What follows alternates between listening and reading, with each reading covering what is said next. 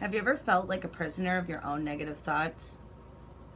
You want to just throw your hands up, completely give up, and you felt the suffocation of the pessimistic idea that there's no way to get through this, nor do you have the desire to. You start to get exhausted and overwhelmed, and you feel that there's no solution to overcome the struggle. I'd like you to take a brief moment and imagine what life would be like if we embraced the valuable time that's given to us each day instead of focusing on the negative thoughts and emotions that take power and control over our mindset. But now, wait a minute. What would life be like if we took back that power? What would it be like if we took more control over our mindsets and we allowed them to transition more positively? Well, today I'm here to show you that there are possible solutions to positive thinking. My name is Chelsea, and my purpose today for this persuasive speech of positive thinking can make a difference is to encourage and persuade my audience into incorporating more positive thinking activities to make a difference in creating a healthier lifestyle. Now, as we all may know, life is never perfect. Although it's ideal, it's not realistic.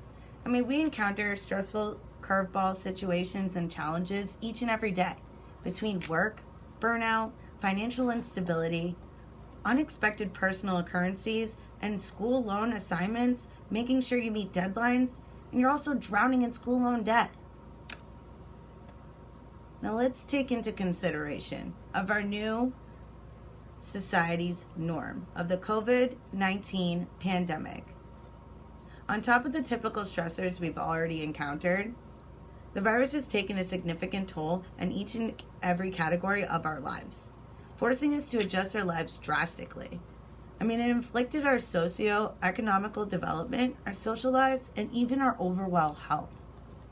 COVID-19 is a significant stressor, as the American Psychological Association states. It shows a brief chart here of 8 to 10 Americans stating that the COVID pandemic has been a significant source of stress in their lives. Nearly 7 to 10 Americans had mentioned that the COVID pandemic has significantly increased their stressors. Focusing on these adverse events, enabling these thoughts power over our mindset can lead to regressing outcomes.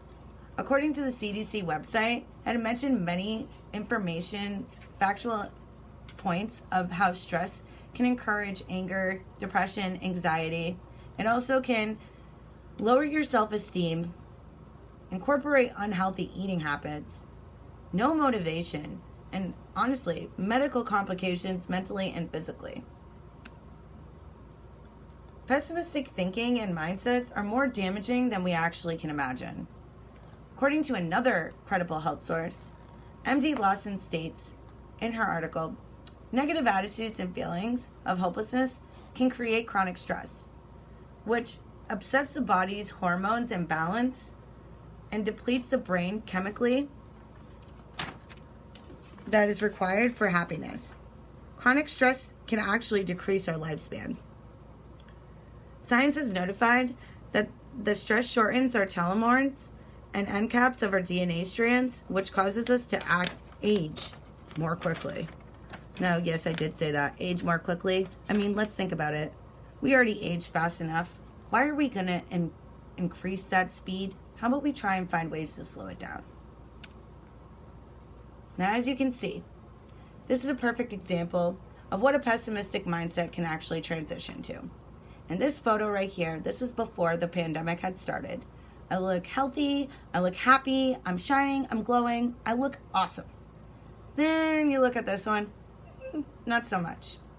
Well, I can assure you that I have had a first-hand experience of the adverse outcomes of a pessimistic mindset. When the COVID pandemic started, my feelings of anxiety, stress, depression had significantly taken a toll on my life, and it intensified. The sudden changes have created uncertainty. I became lost, and I started noticing this domino effect of negative mindset that actually took place in many aspects of my life. I finally reached my breaking point. Who wouldn't? So that's what gave me the passion and the power and the motivation to research on this issue and try to find changes on ways that I can make a positive change on my mindset and how I can share with others as well. Now, many of you may think, how does positive thinking even help? Well, resources have also mentioned that positive thinking and having a positive mindset, optimistic attitude can actually help force us to practice seeing the good in every bad situation. It can also impact our physical and mental well-being. Even celebrities today have gone by positive affirmation statements, such as Ellen DeGeneres and Michael Jordan. I mean, let's think about this logistically. If they can think about these and live by them and continue to proceed to success, how come we can't incorporate this and succeed as well and incorporate it in our day-to-day lives?